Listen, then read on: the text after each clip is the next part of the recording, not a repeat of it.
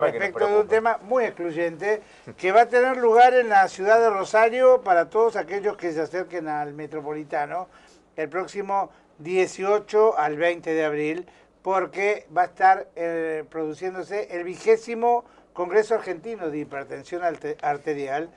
Doctores Nannini y Parodi, bienvenidos. Muchas gracias. Gracias por estar. Yo creo que ustedes deben ser de los especialistas que más trabajo tienen en Argentina, porque estamos todos con la presión al 10.000. Sí.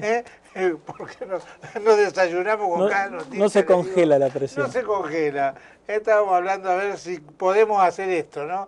De congelar la presión. ¿Es un tema global esto de la hipertensión hoy por hoy, teniendo en cuenta cómo se vive y cómo nos afecta la realidad a todos?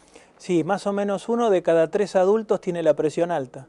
Entonces, y en todo el mundo, no solamente en los países industrializados, en los países como el nuestro, en vías de desarrollo, como quieran llamarlo, también 1 de cada 3 adultos tiene la presión alta. Ahora, doctor Nannini, uno por jovato piensa, y yo me acuerdo que, por ejemplo, en mi casa, mi abuela, por una cuestión de edad, uno asociaba siempre la hipertensión a gente grande o que comía lo que no se debía, y me acuerdo que llegaban determinados tipos de fiestas y decía, abuela, esto no, que le hace mal a la presión. Hoy por hoy, ¿cuánto tiene que ver la ingesta, la vida sedentaria o lo que nos rodea, el entorno que hace que a uno se le suba la presión con leer un diario o mirar un noticiero? Sí, el tema de la sal, sí, que es un poco uno de los ejes de nuestro Congreso, es una cosa crucial porque en la sociedad actual se consumen 12 gramos por día en Argentina. Ajá. Si eso se bajara a 9 gramos o a 6 gramos, bajaría notoriamente los ataques cerebrales y los problemas cardíacos, por ejemplo. Y por supuesto, lo que vos decís, Carlos, del estrés de la vida cotidiana tiene mucho que ver en la génesis de los picos de presión, sí, y de vivir como locos, que va subiendo la presión también, ¿no? La pregunta como hipertenso, porque la verdad que uno lo tiene que decir públicamente, ¿la medicación debe ir variándose o puede uno convivir con una medicación que de alguna manera, uno pregunta esto como lego en el tema, porque de hecho uno ve que, por ejemplo, ante la gripe, las cepas mutan, ¿no? Entonces digo, en el tema de la presión, si uno está controlado y medicado, ¿puede convivir años con esa medicación o siempre hay que ir modificándola? No necesariamente. Si tomamos la población de hipertenso, es común que durante la evolución de la enfermedad requiera de combinar medicación, de más dosis, porque en la historia natural de la enfermedad es tendencia a aumentar y a perder el control con la medicación. Pero hay pacientes que están perfectamente bien controlados con un solo tipo de medicación y no es necesariamente hay que cambiarlo o rotarlo. Aunque en la práctica cotidiana lo habitual es que a medida que transcurren los años requieran combinar. Y lo importante acá es el control. La única manera de saber que uno esté bien controlando la presión con cierta frecuencia. ¿Hay algún síntoma que hace que aquellos que de alguna manera no se hacen un chequeo se den cuenta que hay algo mal que no anda bien? Digo, ¿hay alguna manifestación o dolores en la nuca o falta de equilibrio o determinado tipo de manifestaciones que hace que uno se le encienda la luz amarilla y quiera ir, doctor Parodi, a hacer una consulta para estar en claro con este tema? Y el mensaje que deseamos transmitir sería lo opuesto, no hay que esperar ningún síntoma. Usted sabe que somos hijos del rigor y siempre esperamos a último momento. En general, una cosa es lo que usted dice, que es la teoría, sí, y la práctica. El objetivo como miembro de la Sociedad Argentina de Hipertensión es diagnosticar un montón de hipertensos que no se conocen como tal, y un poco la trampa va ahí en que no tienen síntomas. Uno puede tener la presión elevada y no sentir absolutamente nada. Ajá. Entonces el mensaje que uno debería transmitir desde este lugar es hay que ir a controlarse la presión. O sea que es una enfermedad silenciosa, como puede ser la diabetes, con la que uno convive, y si es asintomática. Hay un número de síntomas, se lo puede asociar, sobre todo a presiones muy altas, pero el mensaje sería no esperar un síntoma. Está bien. Porque sería muy tarde. ¿A partir de qué edad es conveniente consultar por un problema de hipertensión? En realidad el chequeo médico lo sugieren las guías mundiales de salud a partir de los 25 años, no necesariamente con alguien que se dedica a la hipertensión, porque cualquier clínico o cualquier médico generalista en atención primaria toma la presión.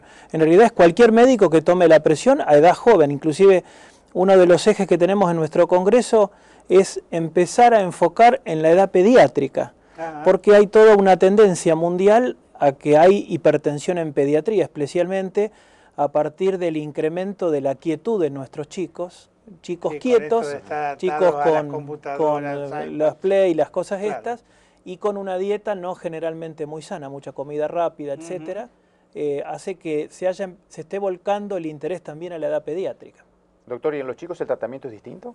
En general en los chicos no se utiliza el tratamiento farmacológico excepto en situaciones muy puntuales. Claro. La mayoría de los chicos se les hace un tratamiento de ejercicio físico que hoy también, salvando la gimnasia escolar, es bastante poco frecuente. Se hace hincapié en el estímulo del ejercicio físico y la dieta prudente desde la edad pediátrica. Inclusive hay condicionamientos intrauterinos para desarrollar hipertensión cuando son chicos.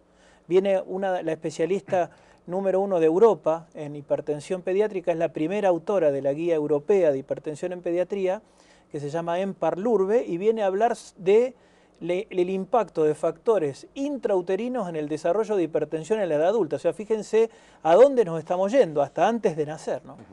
Lo que estaba viendo, bueno, los invitados extranjeros que vienen, va a parecer las Naciones Unidas, porque es una conjunción de países como Polonia, Alemania, Estados Unidos, Puerto Rico, España, Italia, Gran Bretaña. Digo, los argentinos que somos, está mi querido amigo Fernandito Filippini, que preside el comité científico, tenemos la misma edad, somos del mismo pueblo, por eso lo nombro. Digo, los argentinos que somos tan proclives a automedicar, ¿no? Porque nosotros somos de todo, meteorólogos, economistas, médicos, conspiramos contra nosotros mismos a la hora de medicarnos en lo que a hipertensión respecta, así como de pronto nos duele la cabeza, tomate esto, tenés gripe, tomá lo otro. Sí, pero hay más riesgo en que la persona deje la medicación a que inicie o tome lo indebido, Un 40% de las personas a las que un médico les dio una medicación para la hipertensión dejan la medicación al año. 40%, o sea, 4 de cada 10 la dejan. O sea que eso es mucho esa sería la la auto no medicación, abandonan el tratamiento. ¿Y por qué cree que lo abandona uno? Y por decir, probablemente por un tema cultural. Creo que o algún efecto indeseable, algún mito o algún efecto indeseable genuino. Entonces la gente dice, me hizo mal, lo deja. Y en realidad lo que hay que hacer es, me hizo mal o creo que me hizo mal, voy al médico. Ya que está usted, hay una pregunta que fundamentalmente en charla de hombres, ¿no? Se da, que hay mucho medicamento que dice conspira contra la potencia sexual. ¿Es cierto? Sí, se le pregunto a ustedes que son los especialistas, ¿no? Sí, algunos fármacos antihipertensivos provocan disfunción sexual. Uno trata de seleccionar aquellos que menos impactan y también preguntarle siempre al paciente tratado cómo le va en la esfera sexual para ver si tiene que hacer un ajuste de tratamiento. Volviendo a la automedicación, sí creo que es importante destacar también lo que ocurre, que muchos fármacos hacen perder el control de la presión a un paciente medicado. Y fármacos muy comunes, los antiinflamatorios que se usan, corticoides, algunas gotitas nasales, varios lo neutralizan. Sí, algunos antiartrósicos provocan aumento de la presión y que un hipertenso controlado, que generalmente estos son muy propensos a automedicarse con analgésicos y de uso muy corriente, pierdan un buen control de la presión. Es decir, eso en cuanto a la automedicación creo que es importante mencionar. Hay mucha gente que si no ha dejado la medicación, cree que en vacaciones, porque está más relajado, no la toma porque dejó el trabajo de lado, se ocupa de la familia y demás. ¿Eso es bueno o es malo? O, digamos, en vacaciones, por más que uno deje de lado el trabajo u otras preocupaciones, corre los mismos riesgos. Sí, ocurre frecuentemente. Porque te vas con la familia con la que no estuviste todo el año. Te lleva a la suegra que a veces tampoco la bancaba. Te negas más. Ojo, volver a tomar los remedios. El doble de pero ocurre, o como dice Javier, ocurre frecuentemente que se tomen vacaciones de la medicación también. excepto cuando una persona sea hipertensa por algún factor laboral, cosa que existe, Sí, claro. que a veces tienen presión normal en el médico y alta en la oficina, en el trabajo, en la fábrica, en la empresa o donde sea, esas personas podrían tener una lógica, pero lo tiene que indicar el médico. Porque el problema es que no es cierto que la presión baje considerablemente en verano. Hace más calor y transpiramos más, pero no es obligado que la persona baje la presión en verano. Sí es un poquito más alta en invierno, pero la variación no reporta más del 2%. O sea que habría que tomar la medicación como la del médico, en las dosis que la da el médico, y que el diálogo y esa confianza de años, porque no es una consulta o dos. Yo por lo menos atiendo personas con hipertensión hace más de 20 años.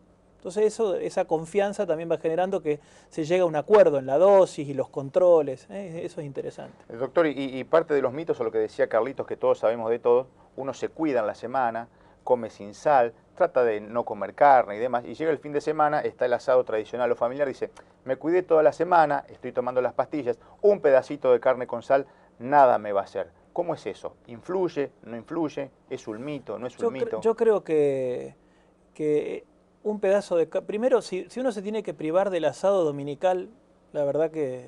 No vale la pena vivir, doctor. Y si no, no puede tomar una copa de vino con ese Pero asado, escúcheme. bueno. Yo creo que hay que hacer hincapié en que en las principales fuentes de sal en los alimentos es el agregado, los panificados, los embutidos y los quesos salados. Ajá. Entonces, uno hace hincapié, y yo he visto la colita de cuadril con el escarbadiente, y dice, ese pedazo es para mi papá, Está que marcado. tiene que comer sin sal. Yo no digo que esté mal eso, pero puede ser una obsesión, y tal vez la misma persona que comió el pedacito de colita de cuadril sin sal, antes se comió 100 gramos de maníes salados, papas fritas, La picada. el salame. Entonces creo que es un tema de... hay algo que no falla, excepto cuando las personas son muy grandes, que es el sabor. El sabor es crucial, excepto en el pan, que naturalmente es dulce. Lo que hay que evitar es lo que es muy salado. Ahora, ¿sabe qué? Yo lo que he notado que no hemos dado la tecla, por lo menos acá, en Argentina. Yo a veces compro, si tengo posibilidad de viajar, ahora gracias a Moreno poco, de comprar alguna sal, de esas que son como la que promocionaba Favaloro, que era saludable, me acuerdo, ¿no? Que no tiene ese gusto a metálico, sí, a que a veces metálico. tenía. También creo que esa es una carencia, ¿no? Sí. Yo, por ejemplo, he suplido la sal por pimienta o por algún otro condimento. Pero digo, los que son muy adictos a la sal extrañan eso, el que no tengamos una sal con Sí. un gusto Sí, no a pero metálico. esa ¿no? sal que tiene 0,03%, o sea, nada prácticamente de sodio, está a la venta. O sea que actualmente se puede utilizar. Saludable, por Sí, ejemplo. Sí, está Ajá. es de venta en farmacia, Sí, por un sí. producto de línea Porque de eso un yo laboratorio. creo que también incide mucho en que la gente no la quiera reemplazar a la sal porque dicen, y el gusto no es igual, Sí. ¿no?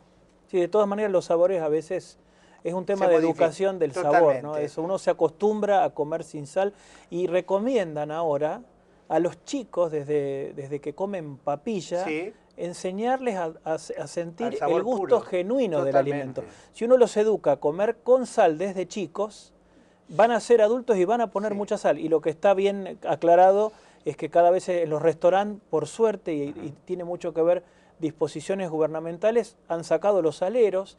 La comida no la sala el cocinero, sino uno mismo, y uno debería probar Y antes usted de sabe salar. que esto que usted dice yo lo ratifico porque como buen gordo uno lee los libros de cocina de los grandes chefs del mundo y cada uno tiene una receta cada vez más despojada de todo lo que sea el condimento de la sal, ¿no? Sí, sí, La ponen casi al final, lo dejan a criterio del que lo quiera comer. Sí. Valoriza mucho más el sabor puro de cada uno de los No, elementos, lo que es eso apuesta a Inclusive la salud. ahora en el Congreso traemos un especialista en sal y alimentos, Claro. que es el doctor Jorge Jansson de la capital, y es una actividad abierta a la comunidad. Así que Qué bueno. el mismo día 18 a las 15 horas en el Salón Libertad Metropolitano hacemos una actividad para la comunidad, que también es un poco volcar la sociedad científica a la gente, no encerrarse, hablar nuestros temas, sino hablar nuestros Está temas bien. y en un momento Volcarlo volcar a el la conocimiento a la gente. Ejercicio físico en el paciente hipertenso y cuánta sal podemos agregar. Es un módulo de la tarde para la comunidad que estamos haciendo. Le quiero hacer una consulta al doctor Parodi volviendo al tema de los niños y la hipertensión pediátrica. Más allá que no se los medica de entrada y demás, un chico de no ser tratado, ¿las consecuencias son a corto plazo o ya en la adultez? En general necesita un tiempo para tener consecuencias y daño por la hipertensión. Pero es bueno llevar la discusión a la edad pediátrica y los pediatras están tomando cada vez más la presión y diagnosticando. Y creo que la simple costumbre familiar de ir educando a nuestros hijos en una dieta saludable, en ejercicio, es creo la principal medida que podemos hacer con nuestros hijos y en la edad pediátrica con la hipertensión. Una pregunta, Diga, yo voy diga. cerrando, después Diga, puedo diga, yo agregar después agrego. la que quieras agregar. Digo, cuando uno habla de acompañar toda dieta que tienda a bajar la hipertensión, con una dosis de ejercicio, a todos aquellos que tenemos cierta cuota de sedentarismo, asociamos el ejercicio a subirnos a hacer ejercicios de peso, esfuerzo y demás. ¿Con la caminata es suficiente? ¿Es lo que ustedes aconsejan? Sí, en general los ejercicios tipo caminata, trote, bicicleta son los más aeróbicos. Aeróbicos. Si bien había una contradicción de decir no hacer ejercicios de pesa isométricos, hoy en día hay una evidencia nueva que también podría complementar y ayudar, pero siempre la base debe ser aeróbica. Ajá. Y la caminata, a veces 30 o 40 minutos por día, alcanza, es suficiente y tiene impacto en la prevención cardiovascular. Está bueno. Algunos dicen que la presión empieza a ser un problema cuando se la toma, porque mientras no se la tomó, vivió sin la presión presente y ahí comienzan los problemas. Y cuando uno se toma la presión y ves que hipertenso, bien digo, hay algunos que se posesionan por demás y se fanatizan con el tema y le complican la vida a la familia. ¿Eso también es contraproducente? Sí, sí. Digamos, primero hay que saber que no siempre es tan fácil el diagnóstico de la presión, porque una persona se puede tomar la presión estando ansioso por la toma y eso se llama fenómeno de guardapolvo blanco. La persona casi siempre está el médico detrás como una figura tal vez con un valor simbólico importante. Entonces hoy hay metodologías como medir la presión en domicilio, medir la presión en la farmacia o Holter de presión, que es un dispositivo que toma 24 horas la presión y uno separa el componente de estrés que genera la consulta médica. Entonces ahí uno puede separar. Y lo otro, siempre hay personas que se posesionan y hacen una cosa obsesiva de la presión. A mí ha habido pacientes que me han traído 1200 registros de presión, planillas, hojas enteras. Entonces lo primero que uno tiene que hacer es guardamos esto, no se tome más la presión, uno le aumenta los controles, pero también hay que tratarla esa obsesión, ¿no? Serenando, calmando, explicando que esto es una cuestión controlable, manejable, que hay buena medicación, que el daño no es que va a producirse de sopetón, sino que hay muchas maneras de ir preveniendo las enfermedades asociadas a la hipertensión. Ya que habló del Holter de 24 horas, uno piensa que cuando descansa está más tranquilo, pero hay gente que tiene la misma presión tanto de día como cuando duerme. ¿A qué se debe eso? Y hay un montón de hipótesis, hay varias enfermedades. De lo que soñás. Sí. Claro, o con quién dormir. Claro. No, hay muchas entidades que se asocian a mal dormir. Una característica es el síndrome de la apnea obstructiva del sueño, donde personas que tienen, primero roncan, pero cuidado porque no todos los que roncan tienen apnea del sueño. Ronca 1 cada 3 personas adultas y tiene apnea del sueño solo el 2%, como cifra estimativa. Pero la apnea del sueño es característicamente una entidad que da hipertensión diurna y más hipertensión nocturna, porque se eleva el tono de adrenalina en la noche. Y hay otras enfermedades que dan alteraciones neurovegetativas, o sea, se regula mal la cuestión no consciente del sistema nervioso y la presión sube de noche. Y no es un dato menor. A veces hoy hay aval para que a una persona que tenga hipertensión nocturna, uno le dé la medicación antes de acostarse, cosa que a la mayoría de las personas la medicación se le da al desayuno. Es interesante, esto se llama cronobiología y es una ciencia que está creciendo mucho en este tiempo. Y en materia de avances, perdón Carlitos, porque en distintas ramas de la medicina uno ve que a lo mejor sale un tema en materia de prevención o de tratamiento y a los 5 meses ya es viejo porque hay cosas nuevas. En el tema de la hipertensión, ¿cómo venimos con ese? Siempre hay avances, pero nosotros siempre volvemos a la base. Hay una paradoja en hipertensión, es decir, cada vez sabemos más, hay medicación disponible muy buena y que bajaría muy bien la presión, pero cuando vemos las cifras, del total de pacientes hipertensos se estima que en la Argentina solamente el 14% está controlado y creo que hay que focalizarse en eso. Si bien los avances vienen, hay novedades, etcétera, pero el mensaje sería, tenemos que diagnosticar más y controlar mejor. Es decir, medio paradójico, ocurre en todo el mundo, eso no es exclusivo de nuestro país.